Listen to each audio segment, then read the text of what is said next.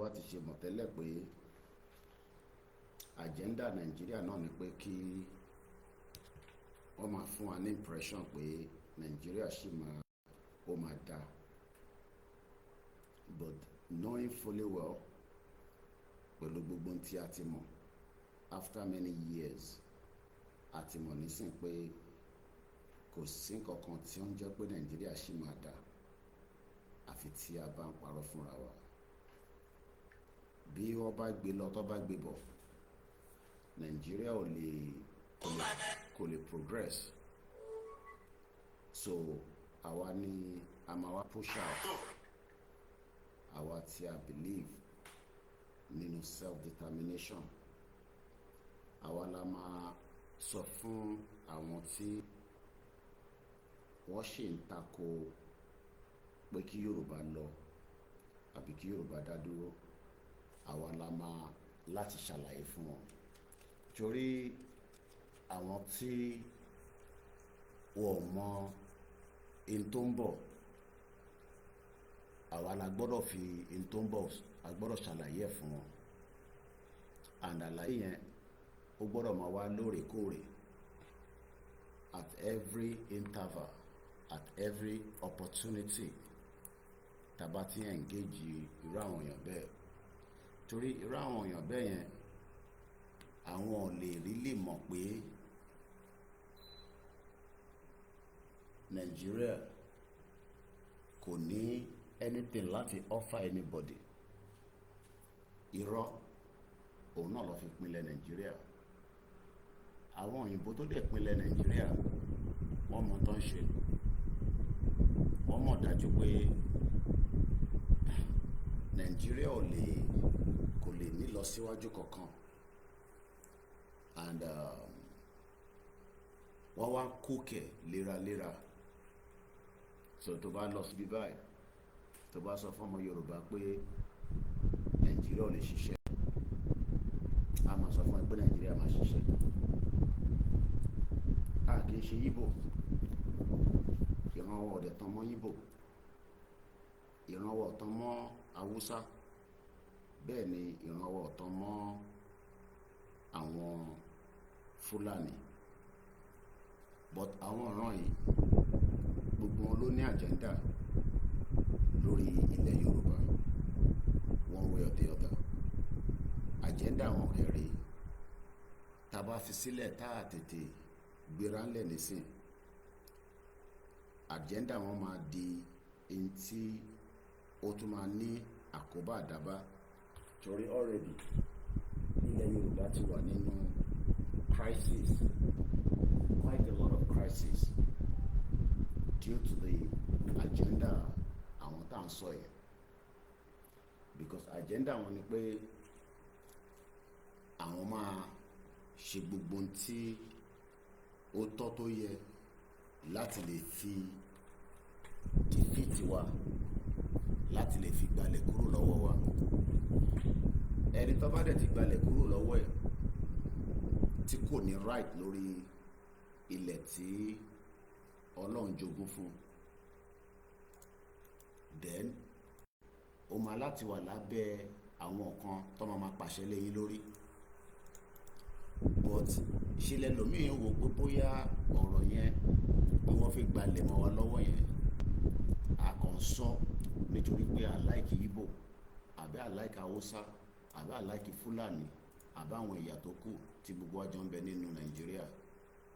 But èyí tí kò yé wọn ni pé ilẹ̀ tá à ń sọ yìí, àwọn kan náà ló jà títí tó fi di pé ilẹ̀ yẹn ṣì jẹ́ tiwa lénìí. Tí àwa tó kù bá wá takú tí a gbìyànjú nísìn ká tètè gbéra ńlẹ̀, káwa náà defend ilẹ̀ yẹn, tó bá máa fi di another 500 years, majority gbogbo wa yìí àti gbàgbé pa wá sáyé, kò sí bó ṣe lè dàgbà tó. Mo kí ẹ̀dẹ̀ darapọ̀ mọ́ wa ẹ káàárọ̀, àkójọ òrùn. Kò sí bí a ṣe lè dàgbà tó títí gbogbo a máa rebi, a máa lọ síbi tí àgbà ń lọ. But tí a bá wá dákẹ́, tara wa máa bá wa dákẹ́,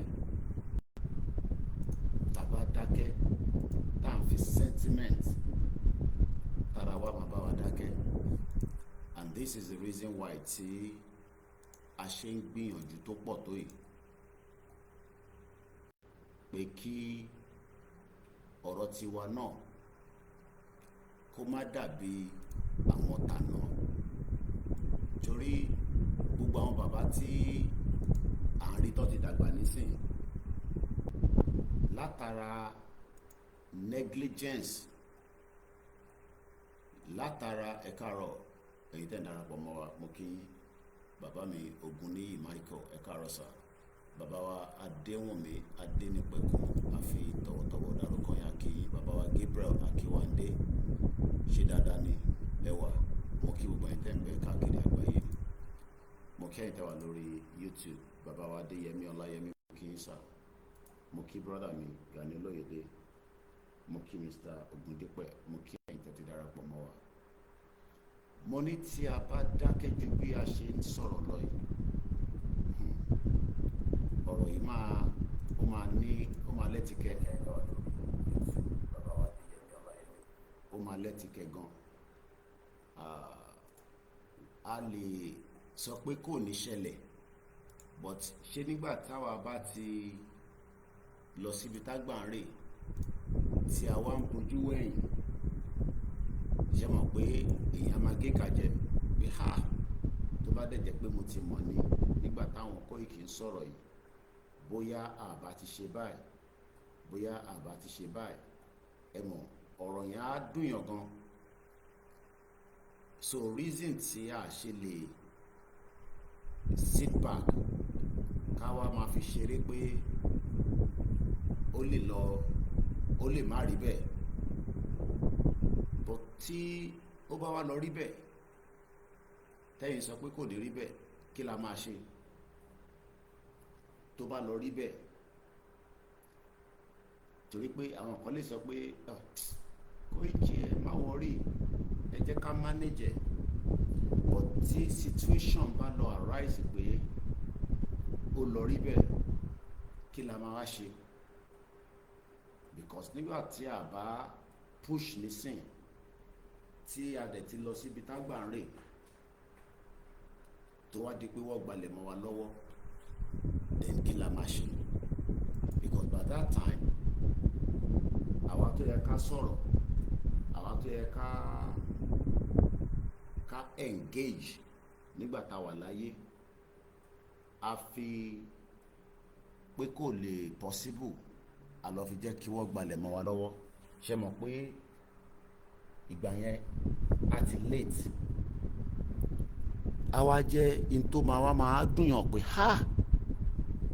àbámọ̀ Ọlọ́run ní jẹ́ kí tiwa rí bẹ́ẹ̀, tiwọ̀ ní jẹ́ àbámọ̀, òun la ṣe ń tiraka, la ṣe ń gbìyànjú so that kí tiwa náà bá di àbámọ̀. Lákọ̀ọ́kọ́ kò sí ìlú tá bá lọ lágbàáyé àwa kọ́ la níbẹ̀, ìsìlẹ̀ pé a lọ gbé débẹ̀ fún ìdí kan àbí ìdí kejì ni,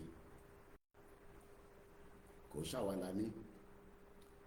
Èyí tó jẹ́ tiwa gangan òun ni location tí a gbọ́dọ̀ béèrè ẹ̀tọ́ wa fún, pé ilẹ̀ tí à ń sọ yìí eléyìí tiwa ni.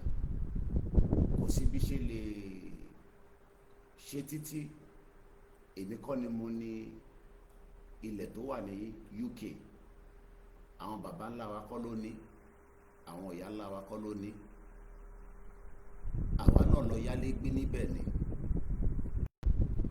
Àbọ̀rọ̀ mọ̀ yìí, a lọ ṣe kíni, a lọ yálé gbé níbẹ̀ ni. Tí a bá wá fi sílẹ̀ pé ṣebí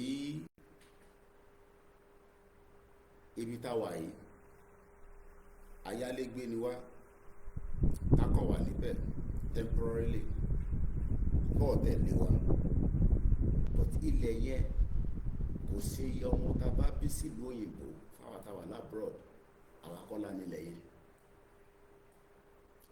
Gbogbo nǹkan ló máa fún wa pé ká ṣe níbẹ̀ lóòótọ́, wá accept pé a lè ṣiṣẹ́ níbẹ̀, a lè bímọ, a lè ní access sí gbogbo facilities, dẹ̀ máa contribute, but àwa kọ́ la nílẹ̀ yẹn.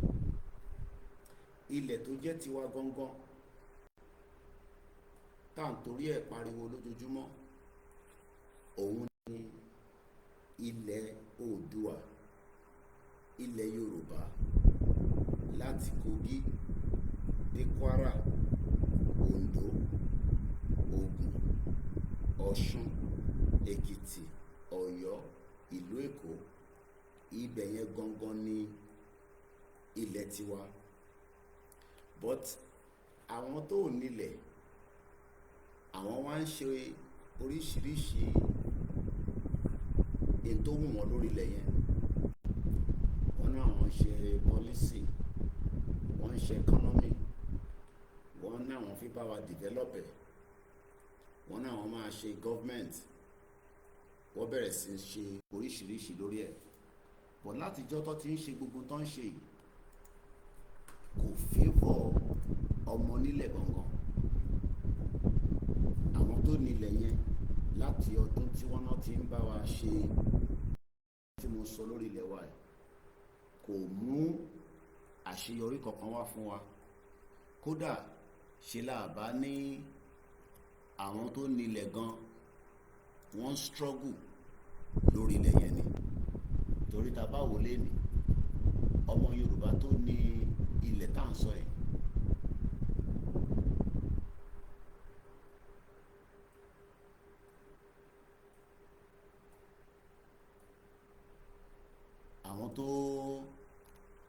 àwọn tó nílẹ̀ mo fẹ́ lè ní àtẹ ní value, ní value at all lórí ilẹ̀ wa. So kò sí bí ẹ ṣe lè fi sọ pé a fẹ́ kí Yorùbá dá dúró as a country. Setback ló sì máa jẹ́ fún millions of our people tó jẹ́ àwọn ọmọ Yorùbá. And ó wá jẹ́ nǹkan tí a gbọ́dọ̀ gbéyẹ̀wò, ó jẹ́ nǹkan tí a gbọ́dọ̀ sọ̀rọ̀ lé lórí. Kò ń ṣe tí a máa sá fún, kò ń ṣe tá a máa ní tí bá sọ, tí bá sọ̀rọ̀ lé lórí, ṣé wọ́n máa pa mí, ṣé wọ́n máa mú mi, ìjọba ò ṣe é bá jà, ìjọba ò ṣe é ṣe kinní kan. Ẹ mọ̀, gbogbo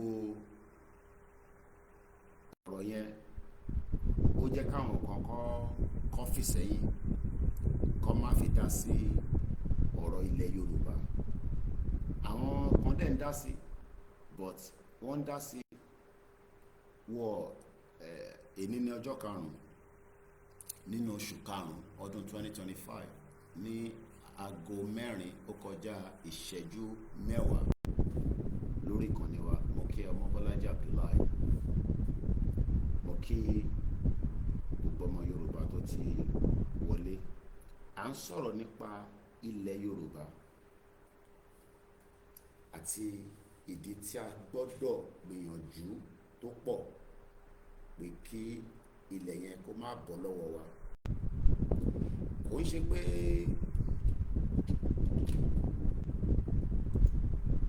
tó bá bọ́ lọ́wọ́ wa, ó máa jẹ́ nǹkan tí ó máa jẹ́ ìbànújẹ́ fọ́pọ̀lọpọ̀ wa. Mo kí àwa fún mi lọ́la, ẹ káàárọ̀. Mo ń sọ̀rọ̀ nípa pé ilẹ̀ tá à ń sọ yìí, a sọ pé ilẹ̀ òkè ọ̀yà lọ́hùn, ibi tá náà fẹ́, a fẹ́ máa sọ èdè kan, a fẹ́ máa ṣe ẹ̀ṣà kan, ẹ̀yà kan, bí wọ́n ṣe ń ṣe láwọn ìlú míì. Èèyàn kan bí mi nísìn kò gbọ́ Yorùbá tí mò ń sọ yìí, ó ní kí n sọ Portuguese. Ṣé ọmọ Portuguese ni mí? Tí bá fẹ́ àdírẹ́sì àgbáyé tí mo fẹ́ kọ́ gbọ́n tí mò ń sọ, kódà English gangan nìkan kọ́ ni language tíyàn gbọ́dọ̀ fi àdírẹ́sì àgbáyé. Òun ní kí n sọ Portuguese nísìn, èmi ò gbọ́ Portuguese, òun náà gbọ́ Yorùbá. Nígbà tó bá jókòó títí tí mò ń sọ ní bíbá tí kò bá yé, á kúrò lórí ètò yìí torí pé kò lè yé àfi tó bá lọ kọ́ èdè yẹn. Bọ̀tẹ́mi náà bá lọ sọ́dọ̀ tí wọ́n ti bá lọ gbé nílùú ẹ̀ ní Portugal, èmi náà gbọ́dọ̀ kọ́ Portuguese láti lè fi ṣe communication, because òun ló máa jẹ́ communication láàrin èmi àti àwọn ẹ̀yà tí mo lọ bá lọ́hùn. Kódà ó ṣe ní láàánú pé ọmọ Yorùbá tó jẹ́ kó mọ ìwúlò ìtagbédání, àwọn kan ló wá jẹ́ alátakò kí Yorùbá gba orílẹ̀-èdè tiẹ̀ kó dá dúró gẹ́gẹ́ bí ìlú. Àwọn kan ló jẹ́ alátakò. So nǹkan méjì ó ṣe pàtàkì gan lórí ìrìn àjò pé kí Yorùbá dá dúró gẹ́gẹ́ bí ẹ̀yà. Kò ṣe pé a fẹ́ dá dúró àní báwọn ẹ̀yà tó kù gbé, torí pé ìlú òyìnbó tèmi náà gbé, àwọn òyìnbó mo lọ bá gbé tó ń pè ní English. Wọ́n wá gbà mí lálejò látijọ́ tí mo ti débẹ̀. Wọ́n fún mi láyè tí bá ti tẹ̀lé òfin wọn kì í ṣe tó bá wù mí. Àmọ́ tí bá lọ síbi iṣẹ́ ní ìlú òyìnbó tí mò ń gbé ní UK, mo ò lè fi Yorùbá ṣiṣẹ́ pé mo lọ ń ṣiṣẹ́ nísìn láwọn iṣẹ́ tí mo ti ṣe. Kò sí iṣẹ́ tí mo ti ṣe. Mo ti ṣe kitchen porter, mo ti wa Uber, mo ti tajà, mo ní van, mo ti ṣe logistics, mo ti ṣiṣẹ́ lhotel fún 10 years, mo tún lọ ṣe journalist. Ṣó possible? Ṣé ó ṣeé ṣe bí ṣe wá ń ṣe iṣẹ́ yẹn lọ kí wọ́n débi iṣẹ́ láàárọ̀ kọ́ ní good morning, kí ní ẹ káàárọ̀, kọ́ náà wà yìí mo ní àlàáfíà ni mo wà ó, kọ́ ló yá fún alábọ́ kì í fún wọn ní ṣíbí. Kí lẹ rò kó máa ṣẹlẹ̀? Ẹ bá mi fi sínú comment section. Ṣé ó ṣeé ṣe pé àwa Yorùbá tá à ń gbé ní UK ṣá lè máa fi èdè Yorùbá ṣiṣẹ́ ní hospital, nínú bus tá ti ń drive, ní gbogbo ẹ̀ka bí tí olúkálukú ti ń ṣiṣẹ́ ní council ni?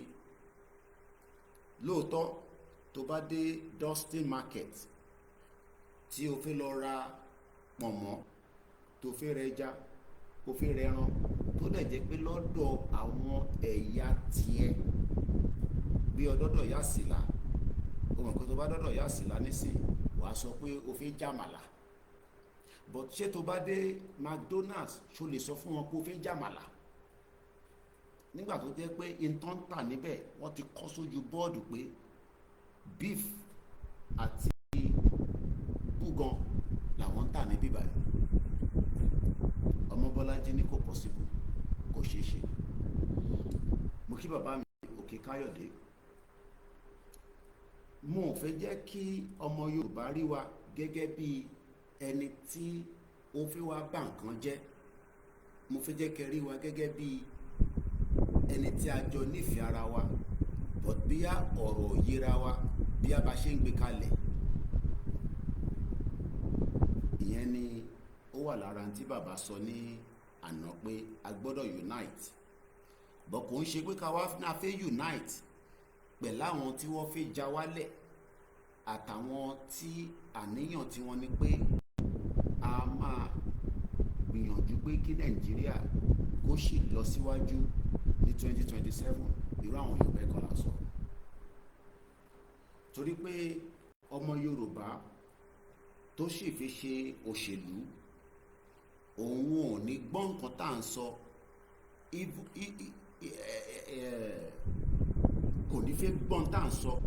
Kò ń ṣe pé tá à ń sọ yẹn kò yé wọn, ó wọ̀ fi gbọ́. Àwọn dẹ̀ lọ mọ ìdí tí wọ́n ṣe fi gbọ́ in tá à ń sọ yẹn, torí pé in tá à ń sọ yìí kò tí ì mú ìjà dání láàrin gbogbo ẹ̀yà ọmọ Yorùbá káàkiri gbogbo ibi tó bá wà lágbàáyé. Mo ní gbogbo ọmọ Yorùbá tá à ń pè nira wa ní Nàìjíríà torí gẹ́gẹ́ bí bá ṣe wà nísìn nílùú òyìnbó ni ní Amẹ́ríkà ni wọ́n tí recognize wa pé Yorùbá country citizen ni wá, but wọ́n mọ̀ pé Nigerians but ẹ̀yà Yorùbá, òyìnbó tó bá mọ̀ nípa wa dáadáa tó bá ní Nàìjíríà á ní ẹ̀yà wo ni wọ́n ń bẹ̀.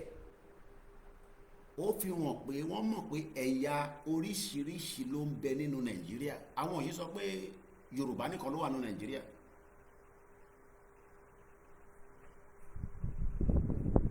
Àwọn òyìnbó yàn ṣe sọ fún wa pé Yorùbá nìkan ló ń bẹ nínú Nàìjíríà. Àwọn ṣe máa ń bi wá pé ṣé Ìgbò nìyẹn àbáwúsá àbí Yorùbá. Kódà èyí tó bá súnmọ́ Nàìjíríà dáadáa wọ́n máa ń mọ̀ látara orúkọ. Tó bá sọ pé Emeka ni mí, á sọ pé ṣé South East of Nigeria ló ti wá. Tó bá sọ pé Muhammad, á ní ṣé northern part of Nigeria ló ti wá. Tó bá sọ pé Adé, á ní ṣé ilẹ̀ Yorùbá ló ti wá ní South West. But nígbàtí ilẹ̀ Yorùbá bá dúró láìpẹ́ lágbára àwọn tó nílẹ̀ Yorùbá, torí àwọn ní agbára, àwọn tó nílẹ̀ náà fi gbalẹ̀ wọn padà. Nígbàtí ilẹ̀ yẹn bá di pé orúkọ tó mọ̀ wá sí Yorùbá country, Odùduwà country, Yorùbá republic, Yorùbá nation, ẹ̀ẹ̀kan tó bá wù wá la lè pè é. Àmọ́ àkọ́kọ́ ni pé ká kọ́kọ́ kúrò nínú ìlú tó ń pè ní Nàìjíríà. Àwa jọ jókòó, àjọ gbé yẹ̀wò kó tó di pé wọ́n máa bẹ̀rẹ̀ sí í ṣe gbogbo ìta ń pè ní foundation ta fi build. Ṣé Yorùbá nation la fi pè é, ṣé Odùduwà republic ni? Ìyẹn sì ṣe yí padà. Àmọ́ lákọ̀ọ́kọ́ àkọ́kọ́ gbọ́dọ̀ gbára wa kúrò lọ́wọ́ Nàìjíríà. Mo kẹ́ ìtẹ́ ìdarapọ̀ mọ́ wa.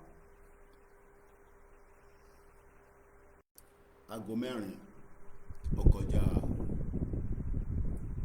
20 minutes láwa báyìí. Mo níṣẹ́ ẹni tó ń gbé ní Germany ṣó lè máa fi èdè Yorùbá fi bá wọn ṣiṣẹ́ tó bá lọ síbi iṣẹ́, àbẹ́ni tó ń gbé ní Italy tó jọmọ Nàìjíríà ṣó lè máa fi èdè Ìgbò bá wọn ṣiṣẹ́. Pé nígbà tí wọ́n wá ní kó wá ṣiṣẹ́ o, ó wá débẹ̀, ó ní ọ̀dìmá ló bẹ̀rẹ̀ sí ń sọ èdè Ìgbò sí ọmọ Germany, ó bẹ̀rẹ̀ sí ń sọ èdè Ìgbò sọmọ Turkey, ọmọ Turkish tó ń pè ní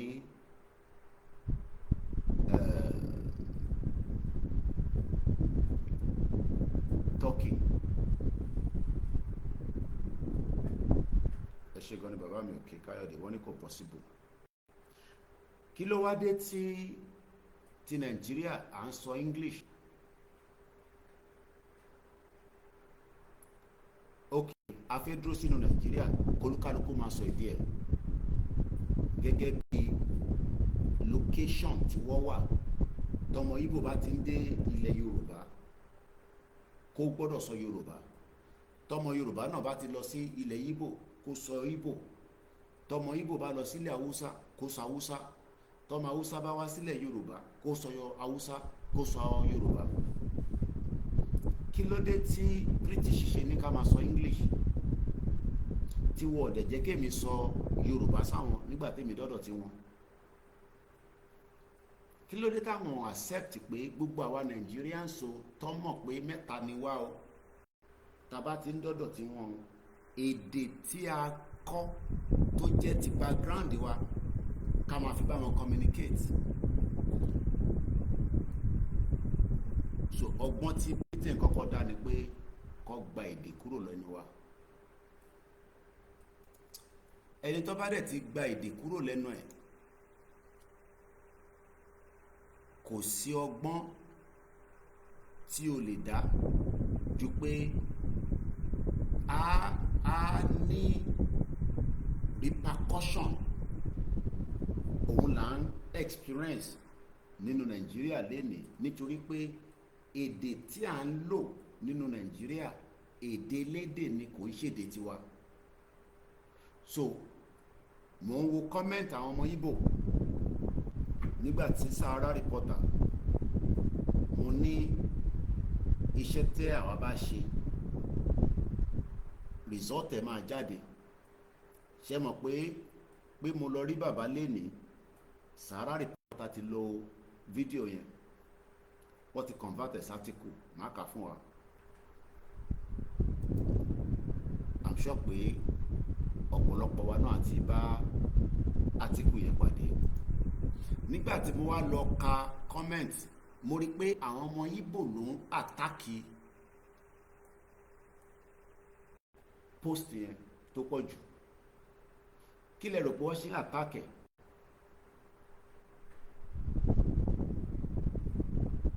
Àwọn tó jẹ́ ẹ̀yà Ìgbò, àwọn ni wọ́n wà lábẹ́ kọ́mẹ́ǹtì yẹn tó pọ̀ jù. Kò sí tó ọ̀sọ̀ kan, kò sí èbútọ̀ ọ̀bútán lórí átíkù pé bàbá Akíntóyè ní kí gbogbo ọmọ Yorùbá ń kọ́ ọ ká lọ máa gbáradì, nítorí pé a kì í ṣe ẹ̀yà kan náà. So tí bàbá Akíntóyè bá ní ká unite, bàbá Akíntóyè ò bá àwọn ọmọ Ìgbò sọ̀rọ̀, wọ́n ò bá ọmọ Haúsá sọ̀rọ̀, but ọmọ Ìgbò àtàkì bàbá Akíntóyè látara ẹni tí British dá sílẹ̀ nìyẹn. Ṣé àlàyé mi ṣó yé yín?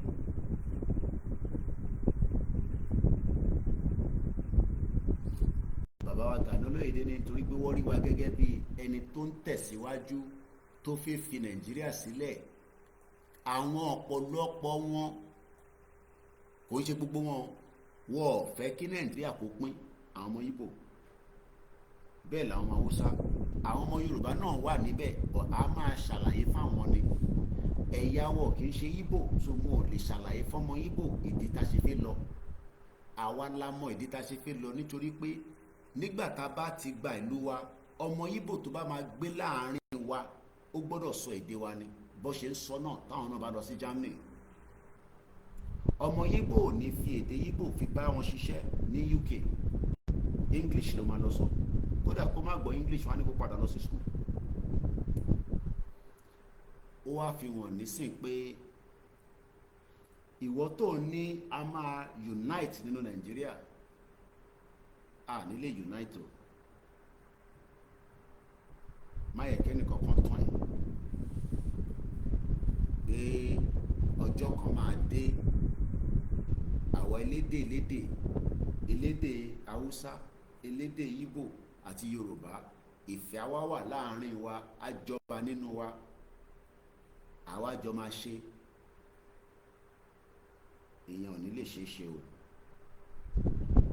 Kò dẹ̀ sásìkò mọ́, torí pé ojoojúmọ́ ta bá ń sùn tá à ń jí, a ti experience ìlú burúkú yìí tó ń pè ní Nàìjíríà, tó gba èdè lọ́wọ́ wa, wọ́n tún wá fẹ́ gbalẹ̀ lọ́wọ́ wa. Ṣé mọ̀ pé wọ́n ti kọ́kọ́ gba èdè lọ́wọ́ wa, wọ́n tún wá fẹ́ gba ilẹ̀ lọ́wọ́ wa. Tó bá wá gba ilẹ̀ yẹn, tó ti gba èdè, kí lè rò pé wọ́n tún máa wá gbà lọ́wọ́ wa? Ó ṣeé ṣe pé kódà wọ́n lè lé gbogbo wa lọ sẹ́yìn odi, pé lẹ́yìn ìgbà tí màbá ti gbalẹ̀ tó ti gba èdè. Torí pé àjẹ́ndà tó wà lórí Nàìjíríà, òyìnbó ti kọ́kọ́ gba èdè lọ́wọ́ wa nígbà tí wọ́n ṣe ìjọba olè lé wa lórí. Torí gbogbo tóyìnbó ṣe lórí ilẹ̀ wa, ìjọba olè, ìjọba jàgùdà, ìjọba gbà lọ́wọ́ wa, ìjọba gbà wọ́n kó lọ sọ́dọ̀ tiwọn, àwọn fi ṣe ìlú wọn tó fi ń dán mọ́rán. kódà wọ́n tún ṣe débi pé wọ́n kó wa lẹ́rú. Ǹjẹ́ o mọ̀ pé nígbà tó ń kó wa lẹ́rú wọ́n máa ń fi àwọn ìyá wa tó bá ti rẹ̀, ẹ mọ̀ pé ó máa ń tètè rẹ̀ àwọn obìnrin, wá jù sínú crocodile swamp. Àwọn ọkùnrin tí wọ́n kó lọ wọ́n dè wọ́n lẹ́nu, wọ́n dè wọ́n lọ́wọ́. Kò ń ṣe pé wọ́n sọ fún mi, èmi dé museum ní Liverpool níbi tí wọ́n ti ṣe òwò ẹrú tó pọ̀ jù. Tó bá débẹ̀ wá sunkún. Wọ́n kó wa lẹ́rú kò sọ̀rọ̀ 100 years láti ṣe nínú Nàìjíríà ló fi kó wa lẹ́rú. Ṣé o mọ̀ pé a máa ń wà nínú ẹrú báyìí nínú Nàìjíríà for 100 years? Wọ́n ti kó àwọn kan náà bẹ́ẹ̀ lẹ́rú rí for over 500 years. Òwò ẹrú rẹ̀ ti tàn bá ṣe sọ̀rọ̀ lẹ́nu yìí. But ẹrú yẹn ti wá di ó yàwó náà gba passport, àmọ́ ò ní lè sọ èdè nílùú yìí o, èdè tiwa náà ló ṣì máa sọ ní Italy tó wáyé, àmọ́ gba Italian passport. Ṣé mọ̀ pé lọ́ba dẹ̀ ti fún ní Italian passport fáwọn tó láǹfààní àti jápa ni mò ń sọ yìí, ṣe nínú àwọn máa dùn pé òun tẹ̀ rí kankan lò, ẹrú tòun tún upgrade ju ẹrú tó wà Nàìjíríà lọ. Torí passport Nàìjíríà tó gbé dání yẹn valueless passport ni, kódà kò sí bank account gan fún ẹ nínú Nàìjíríà níbi tó wà valueless dẹ, torí pé passport ẹrú náà ni. Àwọn tó wá jẹ kó dìde láti bá wa jàjà ẹrú yìí tó jẹ́ àwọn ọba, àwọn ọgbọ́n látakò òwò ẹrú tó ṣe níjọ́ náà lọ́hùn, nítorí pé gbogbo àwọn ọba kan mọ̀ nípa bó ṣe kó wa lẹ́rú. Àwa wá ń pè àwọn ọba yẹn pé ẹ wá bá wa dá sí, wọn ò lè dá sí because inú ẹrú ní àwọn náà ti ṣọlá, inú wọn ń dùn bó ṣe rí wa bí ẹrú.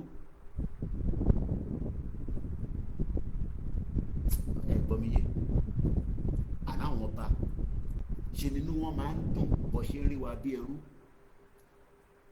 Òkè ṣàmà náwọn ọba wọ̀ mọ̀ pé nǹkan ṣe wà ní wọ́n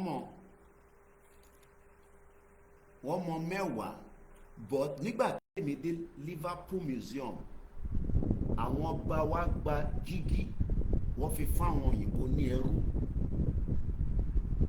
Ṣé mọ̀ pé mo dé door of no return, irú ẹ̀ náà ni point of no return ní Badagry, ní Kweda ní ti Benin Republic wà. Àwọn ọmọ ẹrú wa ń pariwo pé inú ẹrú la wà yìí, ṣèbẹ́sọ pé kò sí òwò ẹrú mọ́ láyé yìí, àmọ́ inú ẹrú la wà, wọ́n ti gbèdè lẹ́nu wa, wọ́n tún fi gbalẹ̀, ẹ̀yin ọba wẹ́ dìde, àwọn ọba náà wọ́n dìde, bá ṣe wà lẹ́rú yẹn ó tà wọ́n lọ́rùn. Kí la máa wá ṣe? Ṣá máa ṣẹrú lọ títí, àbí ẹrú máa wá dìde láti lọ gba ipò tí Elédùmarè gbélé lọ́wọ́ gangan tó jẹ́ èdè àti ilẹ̀? Nǹkan méjì ta fẹ́ torí ẹ̀ jà, òun ni mò ń sọ yìí. Torí kó lè bá mọ tó fẹ́ torí ẹ̀ jà, torí pé tó o bá mọ tó fẹ́ torí ẹ̀ jà, tó bá ní kó jáde ṣe ni wàá máa wò dọ̀ọ̀. Bọ̀ èdè elédè ló ṣe máa sọ o, tá bá wà ní Nàìjíríà. Lóòótọ́ wàá máa sọ Yorùbá láàrin Mushin àbí òkè. Bọ̀ tó bá ti ń ṣe kí ni, tó bá ti ń kúrò nínú agbègbè ibi tó wà tó ti ń sọ Yorùbá yẹn, tó bá ti ń lọ sáwọn ọ́fíìsì kan ní government office, wàá sọ fún ẹ pé o lè sọ Yorùbá o, èdè English ló máa sọ o. Torí pé official language Nàìjíríà English ni o. O lè no fẹ́ ṣe exam nísìn gẹ́gẹ́ bí ọmọ Yorùbá nílùú ilẹ̀ Yorùbá ti tèmi tá ń pè ní Kogi, Kwara, Ọ̀ṣun, Èkìtì, Oǹdó, Ọ̀yọ́. O wá fẹ́ ṣe final exam WAEC, o wá ní kọ́ bẹ́ẹ̀ ṣe ní Yorùbá pé èdè Yorùbá ló fẹ́ fi ṣe. Ṣé o mọ̀ pé kò possible? Àbọ̀ tí ń ṣe bẹ́ẹ̀ kọ́ bẹ́ẹ̀ set question létí ẹ ní èdè Yorùbá. Chemistry tó fẹ́ ṣe ó gbọ́dọ̀ jẹ́ Yorùbá. Mathematics èdè Yorùbá. Physics èdè Yorùbá. Biology èdè Yorùbá. Geography, economics, CRK, Islamic studies. Kò wá ní question ẹ tó bá ti ń gbé bọ̀ èdè Yorùbá ló fi ṣe. Ṣùgbọ́n pé kò ní possible. But ǹjẹ́ wọ́n wá mọ̀ pé nígbà tá a bá ti gbalẹ̀ wa tá wà lórílẹ̀‐èdè tiwa gangan, gbogbo question tó máa gbé wá nígbà tó bá fẹ́ ṣe exam èdè Yorùbá ló máa fi ṣe, kò ní sédè Gẹ̀ẹ́sì mọ́. Mo kí bàbá wa Kúnlé Ṣítà, mo kí bàbá wa Omítọ́lá Kẹ́hìndé.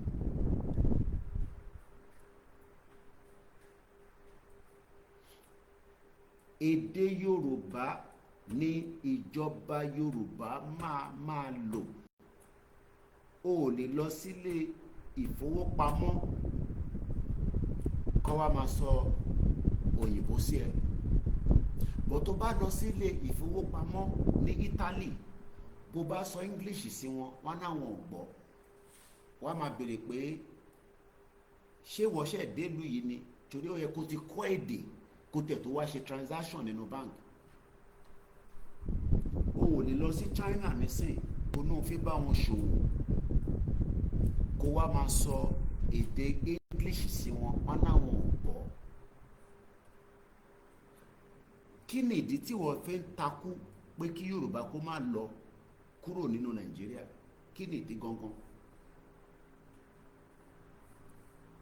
Mo kí ẹ bàbá mi Adams Ọlámilékan. Kí ni nǹkan tí ilẹ̀ Yorùbá ṣe fún ẹ tó wá jẹ́ pé wọ́n ló ń takò nígbà tí bàbá alànà Professor Akintoye ní kí gbogbo ọmọ Yorùbá ń kọ́ o, ká lọ máa múra sílẹ̀, ká lọ máa gbáradì látara pé kí ilẹ̀ Yorùbá lè dá dúró gẹ́gẹ́ bí orílẹ̀-èdè. Ṣé àríyàn yẹ rárá ni? Ò gbọ́ mi yé? Kí ni nǹkan tó ṣe ń takò? Ṣé torí tèmi ló ṣe ń takò, àbí torí ti olóyè Ìgbòho, àbí torí àwa tí à ń sọ̀rọ̀ pé kí Yorùbá dá dúró, àbí ó kọ̀ wọ́n ẹ pé o kò nífẹ̀ẹ́ pé kí Yorùbá kó dá dúró tó máa sọ èdè ẹ̀ tí wọ́n dẹ̀ ní gbalẹ̀ mọ́ wa lọ́wọ́?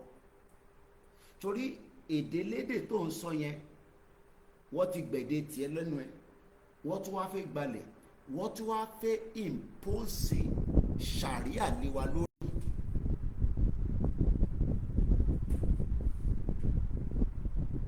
Wọ́n fẹ́ impose ṣàríà lé wa lórí. Àwọn tó dẹ̀ fi ṣe kò ń ṣe léni ni wọ́n ti ń sọ, gẹ́gẹ́ bí àkọsílẹ̀ tó wà pé 18th century ni àwọn Fúlàní ti ń sọ pé àwọn máa mú Quran, àwọn máa dìpẹ̀ sínú Atlantic Ocean nílẹ̀ Yorùbá. Ìyẹn àwọn bàbá tí wọ́n lọ́hùn.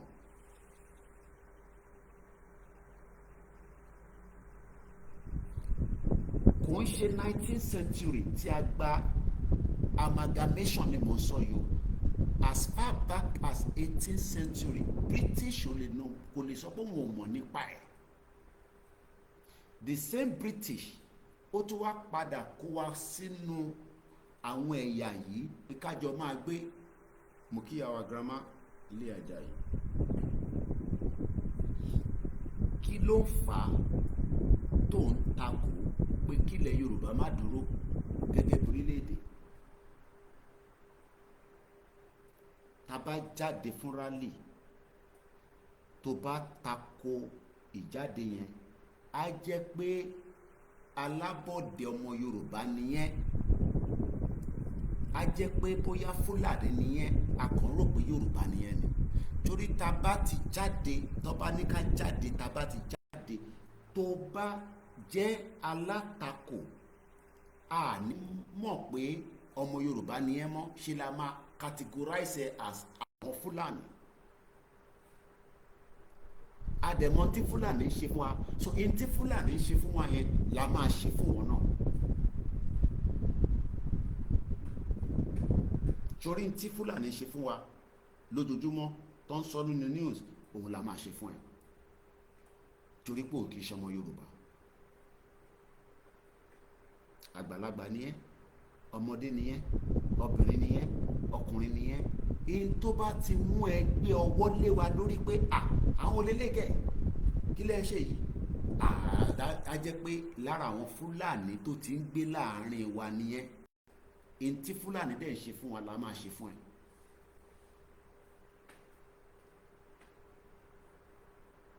Torí pé Fúlàní ti gba ilẹ̀, British ti gba èdè lọ́wọ́ wa, wọ́n tún wá gbé Fúlàní lé wa lórí pé kó gbalẹ̀ mọ́ wa lọ́wọ́. Nígbà táwọn ti rí pé ó ti dé stage táwọn bàbá wa wó lọ́wọ́ níjọ́ náà lọ́hùn, tán ní a lè gbà kẹ́ máa ṣèjọba ilé wa lórí, ẹ̀tẹ̀ fún wa ní independent ká máa dáṣe fúnra wa. Britain wá lo ọgbọ́n àrékérekè, wọ́n gbé báyìí, wọ́n gbé lọ báyìí. Wọ́n rí pé tí àwọn bá gbé fún Awólọ́wọ̀ máa jẹ́ pride Europe. Àwọn Europe á máa fi ta Awólọ́wọ̀ ṣe àríkọ́ṣe.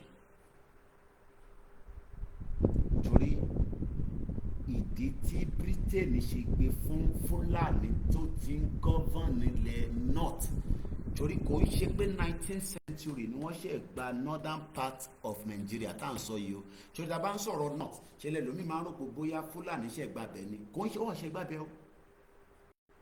Ǹjọ́ mọ̀ pé láti 17th century mọ́ 18th century ni Fúlàní ti control ilẹ̀ òkè ọ̀yà tá à ń sọ yìí. Ṣòro pé ó ṣe bẹ̀rẹ̀ náà, kò ń ṣe 1960. Fúlàní tá à ń rí lẹ́nìí tá à ń gbọ́ pé ó ń ṣe bí ó ń ṣe, àwọn ti gbàbẹ̀ yẹn mọ́ wọn lọ́wọ́, kò ń ṣe lánàá. Wọ́n fi Fúlàní gẹ́gẹ́ bí bàbá wa Gani Olóyèdè ti sọ, wọ́n lo Fúlàní bíi middleman. So Britain ní sásẹ́yìn Fúlàní. So táwa bá ń wòkè pé àwọn ọlọ́pàá wa Fúlàní ni, bó tó bá wá lọ sẹ́yìn tó garùn tó wòkè lẹ́yìn tó wá wòsàn, Britain ló wà lẹ́yìn wọn. But Britain máa sọ fún ẹ pé àwọn ọmọ kankan nípa ẹ̀. Ǹjẹ́ o mọ̀ pé lánàá, o mọ̀ pé bẹ́ẹ̀ ni international platform, má máa mí sí channel mi, máa wá mi kàn lójoojúmọ́. Koiki Àríyé ẹ máa wá mi, wá máa wá mi, máa wá mi. Níbo lọmọ yìí wà lẹ́nìí, kò ṣe program ni. Ṣé o mọ̀ pé lánàá àṣẹ Britain ò fẹ́ kí terrorist kọ́ pa àwọn sílé? Lánàá ní London, mò ń wo news, èmi follow news ti UK lójoojúmọ́. Wọ́n kó àwọn ọmọ 8, kí lórúkọ náà ṣe, wọ́n ní wọ́n find out pé àwọn eléyìí terrorist ni wọ́n. Àwọn ò ṣe fi wọ́n sílẹ̀ kó pa àwọn aráàlú. Kí ló dé tó ṣe wá àwọn kan? Kí ló dé tí Britain ò lè bá wa wá àwọn Fúlàní tó ń pa wá? Àṣẹ Britain kò fẹ́ terrorist nínú ìlú tiẹ̀. Máa kà fún ẹ, o rò pé mo parọ́ ni? Àṣẹ Britain wọ́n fẹ́ kí terrorist pa wọn. Jẹ́ ká àwọn headline yẹn fún ẹ bó ṣe wá. AP, sórí AP yẹn news tó bá ti wá sórí ẹ̀ má tún máa doubt ẹ̀ mọ́. Àwọn news kankan tó jẹ́ pé àwọn gbòógì reportage ni wọ́n. Tó bá ti ń gbọ́ Reuters tó ń gbọ́ AP, torí tí AP bá ti gbé Yorùbá nation ti wà nígboro, gbogbo news àgbáyé máa gbé. Bọ̀bọ́ ṣe lè mọ̀ ní pé kémi àti ẹ kọ́kọ́ jáde kí a shut down gbogbo South West. Kò ní pẹ́ tó máa fi gbé news yẹn lẹ́sẹ̀kẹsẹ̀. Wọ́n ní agency wọn ní Nàìjíríà, but tá bá jókòó sínú social media báyìí wọ́n ò mọ̀ bá ń ṣe Yorùbá nation. But nígbà tá bá shut down gbogbo South West, wàá send a report lọ sí central office wọn ní àgbáyé níbi tó wà. Táwọn bá dẹ̀ ti pick news yẹn tó confam ẹ̀ pé lóòótọ́ àwọn ọmọ Yorùbá wà níta, wọ́n ń béèrè ẹ̀tọ́ wọn, wàá gbé news yẹn, gbogbo news tó kù máa gbé. Jẹ́ nǹkan bó ṣe sọ fún ẹ. èyí tó ṣẹlẹ̀ ní UK tí mò ń sọ̀rọ̀ rẹ̀ lórí. UK police arrest Iranian men over alleged attack plot in major counter-terror operation. Al Jazeera, UK police arrest 7 Iranians over alleged threat to national security. BBC, 8 men arrested in 2 separate anti-terror operations. Euronews, several Iranian men arrested in England. Níbi tèmi ń gbé lọ́pẹ̀ ní England. So UK ò fẹ́ jẹ́ kí terrorist pa èmi, ò fẹ́ kí terrorist pa ìyàwó mi, ò fẹ́ kí terrorist pa àwọn náà tó ń gbé ní England. Kí ló dé tí terrorist ṣe wá ń pa wá nílẹ̀ Nàìjíríà? Kí ló dé tí Fúlàní terrorist pa wá ìjọmọ̀dé? Àwọn protect ilẹ̀ wọn nísìn, wọ́n ò fẹ́ jẹ́ kí terrorist gbalẹ̀ mọ́ wọn lọ́wọ́. Àmọ́ lọ́dọ̀ tiwa, bí terrorist bá gbalẹ̀ mọ́ wa lọ́wọ́, kò kan ayé. Ó dà gbogbo mi yé. Ọ̀rọ̀ àná lélẹ̀ kò ń ṣe last year. Ṣé o mọ̀ pé in tó lè mú wọn lọ bust àwọn yẹn kò ń ṣeṣẹ́ ẹjọ́ kan, kò ń ṣeṣẹ́ ẹjọ́ méjì. Wọ́n ti rí wọn, wọ́n ti monitor wọn, bóyá gbà táwọn yẹn ti fẹ́ execute lọ́ba kó wọn lẹ̀. Bọ̀ lọ́dọ̀ tiwa, Fúlàní wà nínú Lagos State. Ó gbọ́, ó ò tí gbọ́ ni, ń bọ̀ yẹn gbẹ débẹ̀. Ẹ ń gbọ́ news ni, jẹ́ gbogbo yín fake news ẹ máa ní ń ṣẹlẹ̀ fake news. Níbo ló ti rí news ní Koiki? Àgbẹ̀ débẹ̀. Ṣé o mọ̀ pé wọ́n intercept bomb lọ́wọ́ èèyàn kan ní Nàìjíríà? Ó rí news yẹn? À ń fi kú ṣeré kábíyèsí Elédùmarè. Ṣe àwọn èèyàn sọ fún wa pé àwọn ń bọ̀, àwọn máa wá, kàkà kí a stop ẹ̀, ṣe ni à ń ṣe patí, à ń ṣe ìkómọ, à ń ṣe àjọyọ̀ nígbà tá a wà nínú ewu. Màá gbé débẹ̀ ní sùúrù.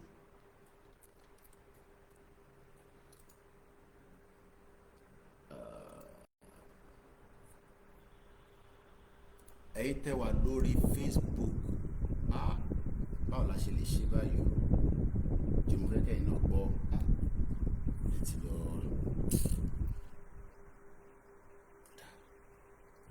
Ẹ jẹ́ ń gbé láti bí wa. Màá gbé débẹ̀. A padà sí ti UK ò ń bọ̀. Mo kí gbogbo ẹ̀yin tẹ́ ń gbọ́ wa. Aago 5 fẹ́ lọ lù. Mo ní bíyàn bá wà lójú ogun, oorun díẹ̀díẹ̀ ló máa sùn. A wà lójú ogun lọ́wọ́lọ́wọ́ báyìí. Èmi ti wà lójú ogun gidi báyìí. Ìwọ ló tí mọ̀ pa wà lójú ogun, torí tó bá sùn níbi tó ti ń sùn yẹn, wọ́n lè àtàkẹ́, wọ́n lè ṣe oríṣiríṣi fún ẹ. Wà á máa fi ojú kan sílẹ̀ tó bá tẹ̀ sùn díẹ̀, torí kò sẹ́ni tó ní sùn. Wà á wá dìde, wà á máa wo ẹ̀gbẹ́, wà á máa wo ara ẹ̀. Ẹ jẹ́ ká jọ gbọ́n tí arákùnrin sọ. Everyone, thanks for joining me in this video. Sunday, May 4th is today, 2025.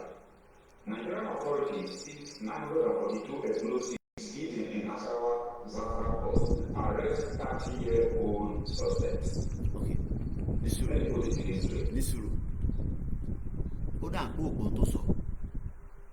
Nigeria authority was seized the 942 bomb explosive lọ́wọ́ ọmọ 30 years old Fúlàní ní Nasarawa. Níbo ló ń kó lọ? Ṣé pọpọ́ọ̀fù nìyẹn?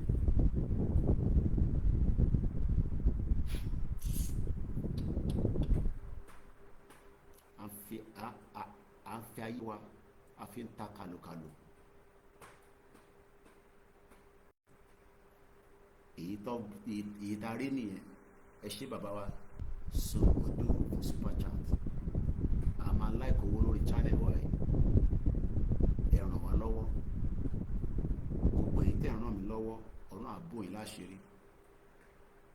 Rally ń bọ̀, ẹ ràn iléeṣẹ́ yìí lọ́wọ́ káwa náà lè ṣe wọ̀nba tí agbára wa bá gbé. Ṣé ẹni tó kó 942 bomb explosive kí ló fẹ́ fi ṣe?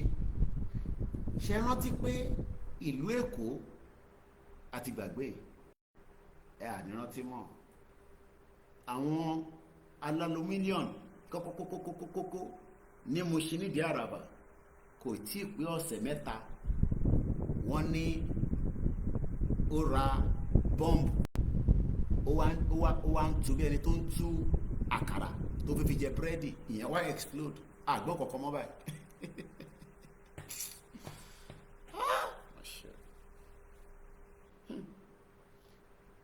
nígbà tí lè bá kó dé Èkó nísìn wá ha káàkiri, mélòó lẹ máa kó sí bíbá yẹ kó síbẹ̀ yẹn, ó yẹ kó díẹ̀ síbẹ̀ yẹn, ẹ kó díẹ̀ já sí Lagos, wá kó dé ilẹ̀ Yorùbá. Ibi tó ti ń kó bọ̀ bọ́dà àwọn tí wọ́n fi sílẹ̀, wọ́n ti tó bá fẹ́ gba Bẹ̀nẹ̀ kọjá lóru ìbáyìí nísìn, tó bá sì fi gba Bẹ̀nẹ̀ wàrà àwọn ọlọ́pàá tó máa ranjú kókókókókó, wọ́n máa ranjú kókókókó. bọ̀ lókè ọ̀yà lọ́hùn ṣe ni wọ́n máa ń wọlé yọ̀ọ̀sìtò lé ní ìtọ́fẹ́ kó wọlé wá kó wọlé, no VAT no tax, èyí tó máa pààyàn náà òun ni wọ́n sọ̀rọ̀ yìí lórí. jẹ́rìn wáìnì kó farabalẹ̀ gbọ́n tí mò ń sọ. mo níṣẹ́ àti wà nínú ewu. ìwọ ló tí mọ̀pá ti wà nínú ogun, èmi mọ̀pá ti wà nínú ogun, bọ̀ èmi gbọ́dọ̀ jẹ́ kó mọ̀pá ti wà nínú ogun.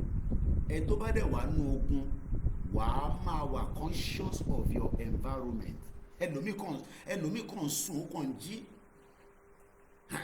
àti kásù bàtà á kò bẹ́ jáde. ọlọ́mọ jẹ́ kó pàdé àgbákò, torí Nàìjíríà bá ṣe wà lénìí nílẹ̀ Yorùbá mẹ́wàá ṣẹlẹ̀. Farabalẹ̀ gbogbo arákùnrin, farabalẹ̀ gbogbo tó sọ jà tó pilẹ̀ lẹ́ẹ̀kan sí ẹ̀yà gbóhùn sókè. Good evening, everyone. Thanks for joining me in this video. Sunday, May 4th is today, 2025. Nigerian authorities seized 942 explosives hidden in Nasarawa, Zamfara Coast. Arrest 30-year-old suspects. Let me put it this way. Only let me put it this way. Ó fẹ́ ṣàlàyé. Bọ̀ ní UK tí mò ń sọ sẹ́, à ń padà bọ̀ lọ́dọ̀ ẹni yẹn. Jàgbédé bí ẹgbẹ́ débẹ̀.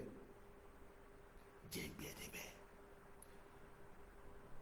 8 arrested in 2 separate terror operations. Ọ̀nà méjì lọ ti arrest wọn. Wọ́n gbé ogun lọ bá wọn. Wọ́n ti monitor wọn títí títí. Ti Nàìjíríà ni tí tó bá pààyàn tán tó dúyàn lọ́rùn tó gbowó wá káwọ́ sókè wọn náà wọn fún Kùránì swear Tinubu á ní kó fi wọ́n sílẹ̀. Repentant Boko Haram, èmi ò gbọ́rú ẹ̀rí láyé mi. Nàìjíríà nìkan la máa ń rí tó bá ti repent báyìí wọn ó yá ó ti repent ó yá wá ṣe training 6 months, ẹ̀fún láṣọ, ẹ̀fún lówó, ẹ̀fún ní mobile phone, ó yá máa lọ sọ́yọ́, máa gbé lọ́yọ́, má jẹ́ kó mọ̀ pé repentant nìyẹn o, ṣáà máa gbé láàrin wọn. ìwọ ẹni tó jẹ́ repentant òun ti kó dàdúgbò, ìwọ wa náà ṣe party.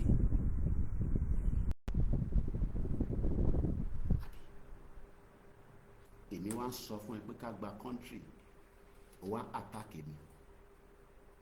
ṣé o mọ̀ pé UK tèmi gbé nísìn wọn ò ní jẹ́ kó pẹ̀ mí. Wọ́n fi jẹ́ kó pa mí lọ́ṣẹ́ lọ mọ́ àwọn tẹ́rọ́rìstì. ṣọmọ pa àwọn ọmọ mi nísìn wọ́n sùn wọ́n jí, èmi wà láfíríkà. Wọ́n fi jẹ́ kí wọ́n pa wọ́n síbẹ̀ ni wọ́n ṣe make sure pé kò ń ṣe àwọn ọmọ tèmi nìkan, gbogbo àwa tá à ń gbé ní UK wọ́n protect wa against terrorists. bó ti Nàìjíríà ni pé tó bá ṣàti pààyàn díẹ̀ tó káwọ́ sókè ó yẹ gbà wọ́n mọ́ra. Sí nínú ogun àwa ń fi life wa àfi ń ta kàlòkàlò lójoojúmọ́. Bàbá kan wá jáde at 90, ó wá ní ká jọ ṣe káwa náà lè máa káwa kọ́lọ́pàá wa àti àwọn special force wa kọ́ máa lọ bust terrorist mọ́núlé kó tó di pọ́n máa pa wá. èyí tó bá wà nugbó ká pamọ́ nugbó mọ́ bẹ́ẹ̀ kó di màníàn ó wá ní òfẹ́ yẹn ó ní Jagaban tó jẹ́ pé ayé ẹ̀ ti bàjẹ́ bó ṣe wà yẹn ó ti fa gbó títí gbogbo body organ ẹ̀ ti shut down tó o bá gbé dé France every 3 months ó máa kú ẹni mi ni mo sọ bẹ́ẹ̀. tí Jagaban ò bá fly out kúrò ní Nàìjíríà ní every 3 months kò tó bẹ́ẹ̀ kò lè survive ẹ̀ torí body organ ẹ̀ ti shut down completely wọ́n pump ẹ̀ ní pé kó ṣe máa survive kọ́lọ́ tó wọ̀ fún lẹ́mìí gbogbo àtàlàfíà but bọ́ fún lẹ́mìí gbogbo àtàlàfíà mo fún ní 30 years ó máa padà kú náà ni ilẹ̀ Yorùbá wá di ilẹ̀ tí wọ́n ti gbà nítorí pé olórí má jẹ́ ṣépè ìyá mi ti ní kí ẹ máa ṣépè mọ́ torí pé làákàyè tiẹ̀ òun wo ti Jagaban òwò gbà tí Jagaban máa báyé tiẹ̀ lọ tó sì máa kulẹ̀ Yorùbá tí Fúlàní máa ti gbà lọ́wọ́ wa ó wà concern èyí tí wọ́n fi jẹ nísìn tá a bá jáde fúnra lè tẹ́ bá dán wa wò tán ẹ̀ rí wèrè èmi máa wà ní rálì yẹn èmi ọlọ́bì kankan mo ṣe wà ráhùn tó bá dá nonsense fún ọmọ Yorùbá nìyẹn ó ń ṣe ọmọ Yorùbá o Fúlàní nìyẹn o Fúlàní man Fúlàní woman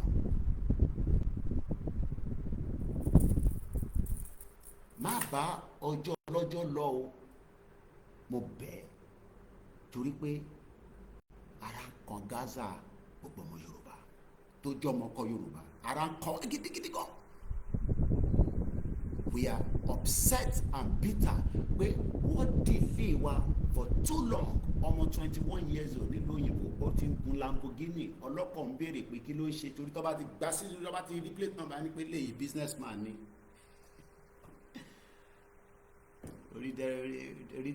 orí very dark man yín ọ̀rọ̀ tètè mọ́lé.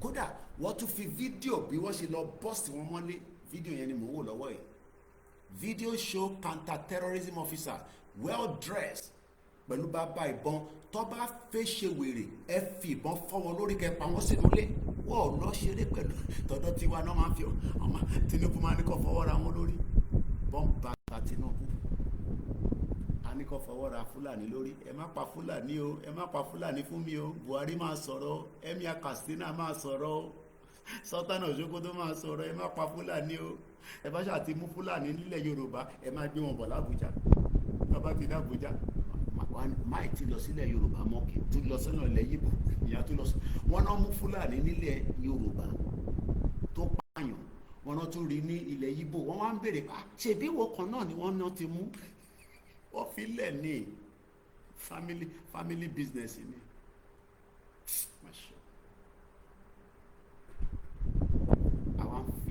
àwa ń fira wa àfi ṣeré nígbà tá a wà lójú ogun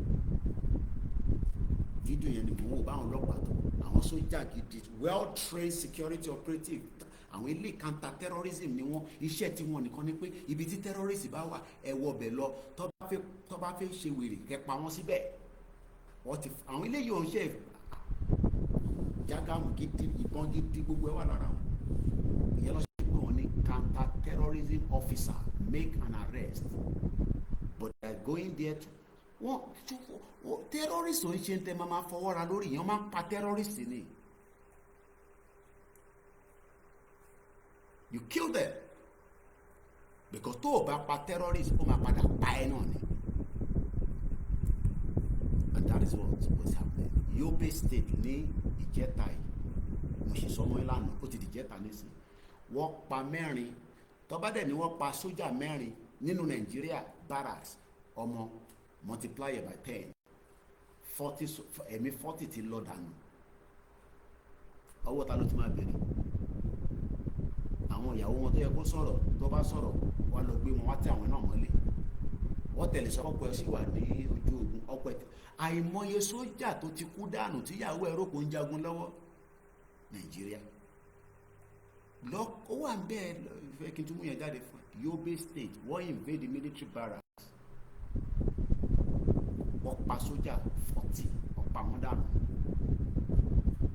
wọ́n ní wọ́n pa 4 tí wọ́n lè believe pé wọ́n pa 4 sójà.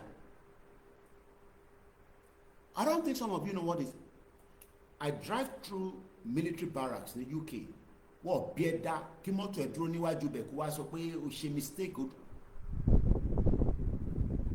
wá ń drive kọjá níbo wá kọ̀ dúró after few minutes o move.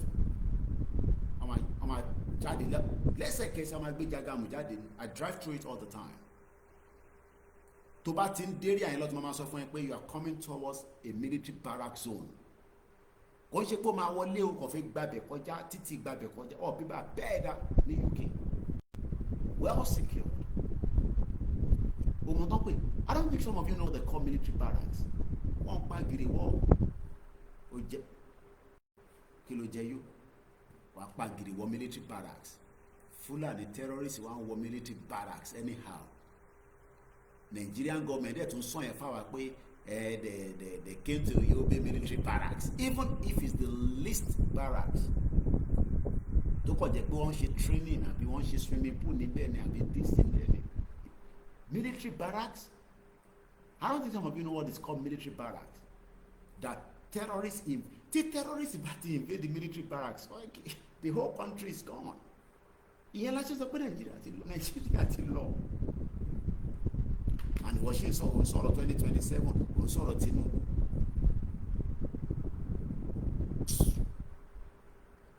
Ṣèyí Mákindé sọ fún wa pé there were 2. Do you know what is 2 kilometers? Pé òun smelly kódà intelligent kan tún dọ́dọ̀ mi wọn náà ló yọ Ṣèyí Mákindé. He was almost killed. I believe nígbà tó lọ sí kíní lọ́ńchì ní kíní kan tán náà lọ́ńchì lókè ògùn. He was almost killed. Ṣèyí Mákindé, governor of your state, by the terrorist. The intelligence got to me. Wọ́n kò jáde nínú news.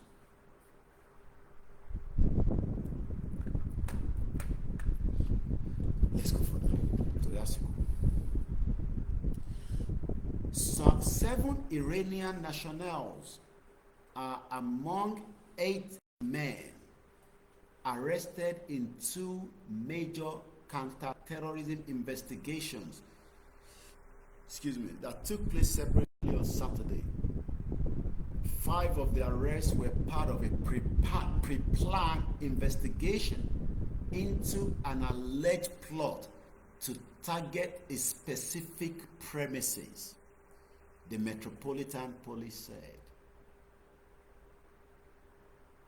Dramatic footage taken in Rochdale, near Manchester, show one man removed from a house by armed officers while another was filmed being dragged through the street in Swindon. Momo Beyen, méjèèjì, 27 years ni mo ti gbé ní UK. Momo Swindon yẹn, mo ti gbé ọ̀rẹ́ ìyàwó mi kan lọ sí Ìbẹ̀rí, ó relocate láti London. Van mi la fi kó gbogbo ẹrù ẹ̀ lọ sí Swindon many years back. Ibi tí mo mọ̀ dáadáa ni. With plastic bag placed over his arms. As part of a separate investigation led by the Met Counter-Terrorism Command, responsible for leading counter-terror and espionage investigation, 3 other Iranian men were arrested in London.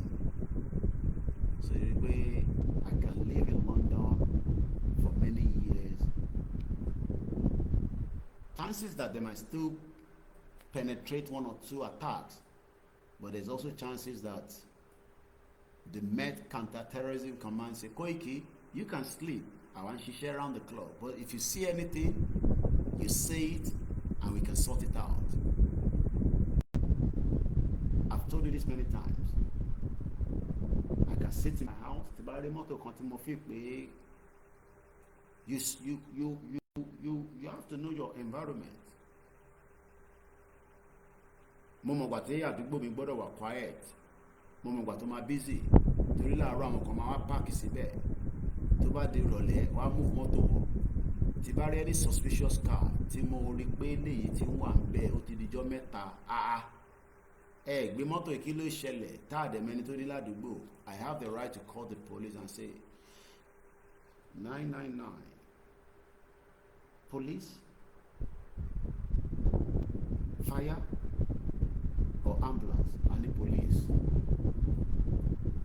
bó ṣe ń sọ̀rọ̀ yẹn òun ti ń wo àdírẹ́sì ẹ̀ á tún fi confirm where you calling from, wàá sọ àdírẹ́sì ẹ̀ Manchester, okay, tọ́ba ti connect ẹ̀ pẹ́ police officer, there's a vehicle parked in Rochdale, I believe they are Iranian. Ó jẹ́ pé yàn kan péré ló kọ̀ fún wọn ní intelligence yẹn pé òun suspect pé àwọn ilé tó ń wọlé tó ń jáde kí ló ṣẹlẹ̀. Can you do the same thing in Nigeria?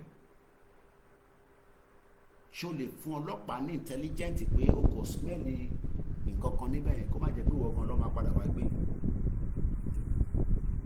You can see why we can't live together in this country called Nigeria. Jẹ́ ń gbé padà sọ́dọ̀ arákùnrin lẹ́ẹ̀kan sí without no interruption. A tún padà sọ́dọ̀ àwọn èrè ní àná. Tábà wá padà dé, àwa lọ ka kí ni Prof sọ. My visit to Prof yesterday, Sarah reporter has digested it in an article. I'll read that to you. Good evening, everyone. Thanks for joining me in this video. Sunday, May 4th is today, 2025. Nigerian authorities seized 942 explosives hidden in Nasarawa, Zamfara, arrest 30-year-old suspects. Let me put it in this way. MDLA know these drug people. They intercepted the bus, they thought the bus was carrying drug. And they discovered that 942 bombs were inside the bus. They were transporting it from one state to the other. Now, we tried making more inquiries. This is what they told us. Even though it's not verified, what they told us is not verified. Now, they told us that these bombs allegedly landed in Kano Airport, that they landed 2 days ago, that there are many, that they are distributing into so many parts of the country. Allegedly, okay, that's why I said we did not verify it, that they really brought these explosive materials even from outside the country and they landed in an airport. This came through airport security from Kano State down to Zamfara State or Nasarawa. You see how the distance, how many kilometers, right? The big military checkpoint, the big police checkpoint, it was the drug people that intercepted bombs. You see, there is a better fight for you to fight new people. There is a better fight for you to fight. That is the time for Nigeria to win the war. Ṣùgbọ́n nǹkan tó sọ. Ògbọ́n yìnbó. There is a better fight to fight. We fight so that Nigeria will not remain one. We're waiting for you to come and do your nonsense with us. Tabatija. Sori wọ́n tó ń sọ pé kí lẹ máa ṣe ẹnu lẹ ní àní kankan tẹ́lẹ̀ náà ẹnu la ní. Bọ̀dé tá a máa ṣe ó wà lábẹ́ kùn wá. À á ṣe kíní ẹ̀ fún yín. Gbogbo ẹ̀yin lóṣèlú à á ṣe kíní ẹ̀ fún yín. Because ẹ lè protect wa. Gbogbo yín ni ẹ̀ ń gba owó security vote ẹ̀yin gọ́vnọ̀ ẹ̀ fi protect wa.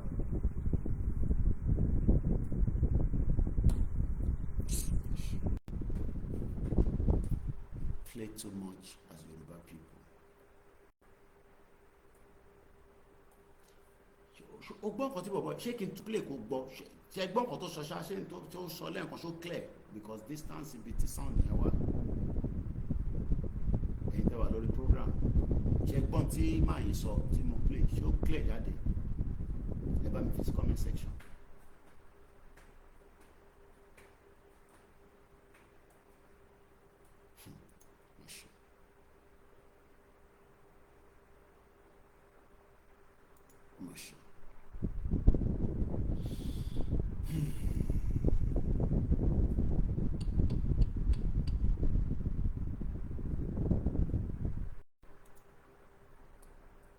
Fire on the mountain. How do we explain? Báwo la ṣe máa ṣàlàyé fún ọmọ Yorùbá again? No, báwo la ṣe fẹ́ kí n tún ṣàlàyé fún yín? báwo lẹ ti fẹ́ ká ṣàlàyé fún yín, ẹ̀yin náà sọ fáwọn náà. Kí máa ra ice cream fún yín, ó yá gba lollipop bí ọmọ kéékèèké, ó yá ẹ fi lollipop sẹ́nu. Mo like lollipop yìí ó yá fún mi ní burger, ó yá gba burger. Mo fẹ́ burger, mo fẹ́ turkey, ó yá gba turkey. Mo fẹ́ turkey, mo fẹ́ panla. So ká kọ́kọ́ fún yín lóúnjẹ, ká fún yín lollipop, ká tó sọ fún yín pé terrorist ń bọ̀. Ogbon tó sọ. Wọ́n gbé bọ́ǹbù, wọ́n gbé cross láti Kánò, wọ́n gbé dé Nasarawa, gbogbo checkpoint wọ́n rí wọn, àwọn NDLA àwọn yẹn ló wá intercepted, àwọn yẹn wá tẹ̀rù pé bóyá drug ni, nígbà táwọn yẹn wá kí lélẹ́kẹ̀ ìbọ̀lẹ̀ yìí tí ń bọ̀ ìbọ̀lẹ̀ àwọn èèyàn rò pé bí a drọ́gì ní lọ́ba rí pé ní táwọn tó gbé ilé ẹ̀ ń ṣe drọ́gì, ṣé bọ́ǹbù wá jẹ́ gẹ́gẹ́ bí mọ́ínmọ́ín, ṣé bọ́ǹbù téèyàn bá jù síbi kan ṣé ó máa ní ìdí àràbà àgbọ́n kankan mọ́ investigation yẹn. Gọ́vnà Sanwó-Olú ti ní kó paná ẹ̀ mọ́lẹ̀, máa kí Kóìkì gbọ́ ẹ mọ̀ pé Kóìkì kò ń sùn, àmọ́ gbogbo yẹn máa ń sọ òun nìkan ni kò ní sùn, á tún máa jí lóru, á máa sọ Yorùbá nation. Nídìí àràbà a gbọ́ pé àwọn tó ń lo alumi pé wọ́n ní military grade bomb wà lọ́wọ́ wọn, ààrẹ náà kọ́ lélẹ̀ tá a gbọ́ nísìn. Not even 9, not 10. Do you know what that? Ṣé o mọ̀ pé gbogbo local government Nigeria tó bá ṣèpín ẹyọ kọ̀ọ̀kan síbẹ̀ ó sì máa kú, because the whole local government in Nigeria is 774 minus from 942 bomb. That means pé wọ́n lè fi ẹyọ kọ̀ọ̀kan sí local government kọ̀ọ̀kan ní gbogbo Nigeria. Wọ́n lè fi one of each these bomb explosives sí each local government, wọ́n tún máa ní remaining tó máa kú. And you are saying there's nothing. Kóìkì àwọn ẹlòmíràn nǹkan kan ṣẹlẹ̀ ní a máa wọ́ndà pé ṣé kò ṣẹlẹ̀ àbí ok nígbà tó bá máa ṣẹlẹ̀ ó lè tó àtúlẹ̀ ìyẹn láwọ̀ lè dúró dè. So ẹ jẹ́ ká lọ ka bí bàbá wa ṣe bá wa sọ̀rọ̀ ká lè gbé tó ìwá sílẹ̀ kí mi náà lè padà sórí bẹ́ẹ̀dì kí lọ sùn. Aago 5 ó kọjá ìṣẹ́jú 10 èní ní ọjọ́ 5 oṣù 5 ọdún 2025. Koiki Media. Yorùbá nation will be great within 5 years. Gbogbo tí bàbá Akíntóyè sọ nínú fídíò tí mo record Sahara ti gbé sínú article. Exact word òun ni wọ́n lò. So I'm just going to read it out. Coming from the Sahara Reporter website.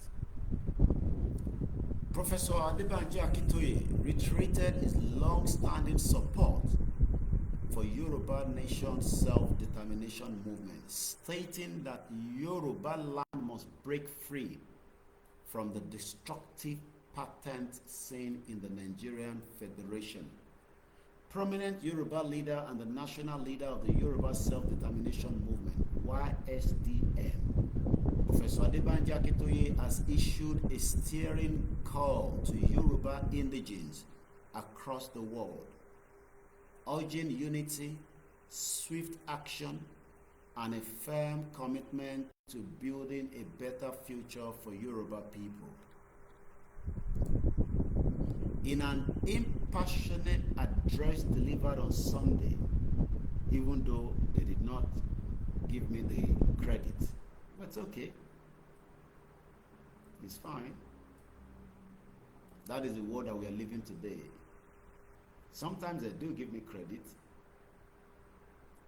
but this, they just saw it on my Twitter and picked it up. No credit to Koiki Media. But at least money in the Bibashi from this platform, many of them will pick it up and relay it back to Nigeria. Ẹ̀yin ọmọ Yorùbá, mo ní ẹni good journalist lọ́wọ́ ẹ̀yẹ́ ṣàjókòó rán àṣẹṣẹ If I didn't go and see Baba Akintoye, Sarah won't have anything to say. Yeah.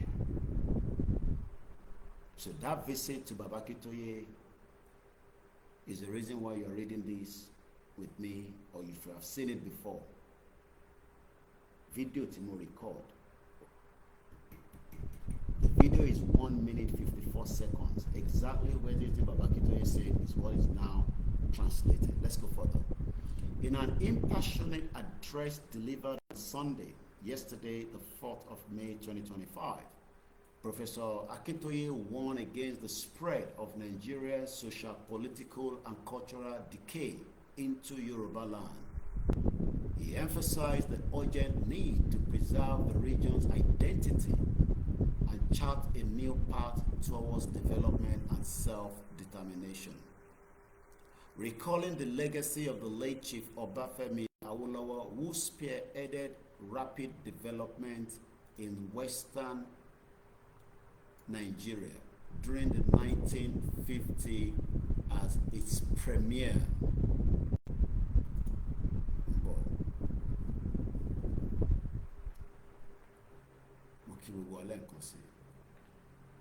Adeleleri láìpẹ́ láì jìnnà láṣẹ Èdùmàrè ó ṣọmọ lókùn bẹ́ẹ̀ ni wọ́n ní sí pẹ̀lú ìyá rẹ̀ ọ̀fẹ́ bọ́kọ̀ Yorùbá máa dá dúró and there is no retreat, no surrender. Recalling the legacy of the late Chief Obafemi Awolowo, who spearheaded rapid development in Western region during the 1950s as its premier, Akintoye expressed confidence that the Yoruba nation could achieve even greater success in less than 5 years with the right mindset and divine support. We Yorubas will make our country a great nation in the world in less than 5 years by God's grace or by God's power. This is your duty. Everybody be determined. The day is about to dawn, and you should be ready, he declared. Akintoye reiterated his long-standing support for Yoruba Nation self-determination movement, stating that Yoruba land must break free from the destructive patterns seen in Nigeria Federation.